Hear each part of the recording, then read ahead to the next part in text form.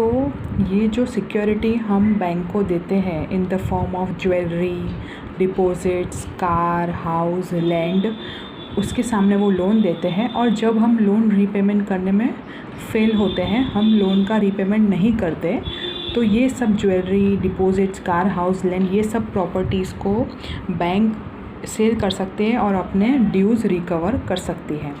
Security specifications are different for different segments of the population so that all securities of the population can have the opportunity to obtain bank credit and all sectors including agricultural sector develop well। सबके लिए security specifications अलग अलग होते हैं, सभी sections के लिए, सभी क्लासेस ऑफ पॉपुलेशन के लिए अलग अलग होते हैं, ताकि इस बात का फ़ायदा सब उठा सकें। Hence, RBI directs commercial banks regarding the amount of security which they may ask for in case of different types of loans or from different sections of the people।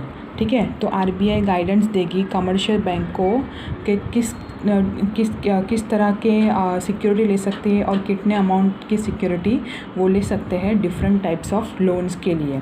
A poor farmer may be granted a loan without much security, उनके पास कुछ नहीं होता।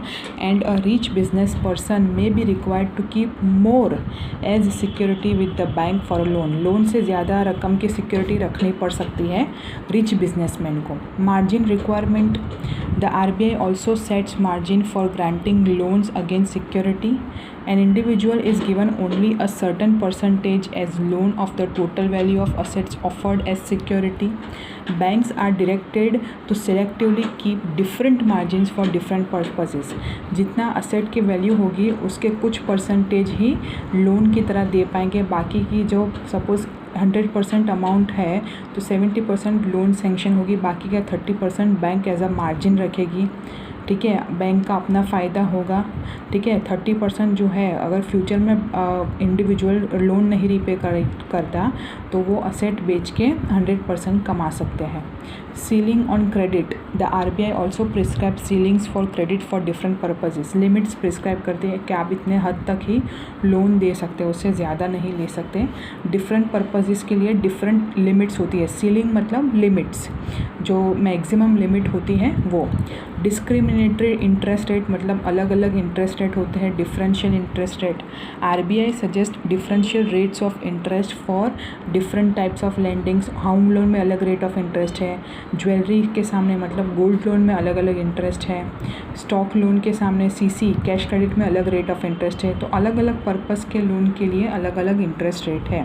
This is called the policy of discriminatory interest rate. For example, a relatively lower rate of interest is charged from needy farmers than what is charged from rich businessmen persons to buy a car or house। अगर car के लिए loan है, house के लिए loan है, तो वो rich person ही afford कर सकते हैं, तो उनमें ज़्यादा इंटरेस्ट रेट होगा। और एग्रीकल्चरल लोन में जो कि नीडी फार्मर्स को दिया जाता है उसमें कम इंटरेस्ट रेट होगा।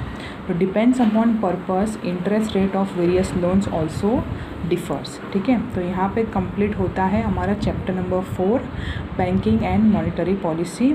आप ये एक बार गो थ्रू कर लेना और कुछ भी डाउट हो तो मुझे पूछ लेना। Okay, thank you so much.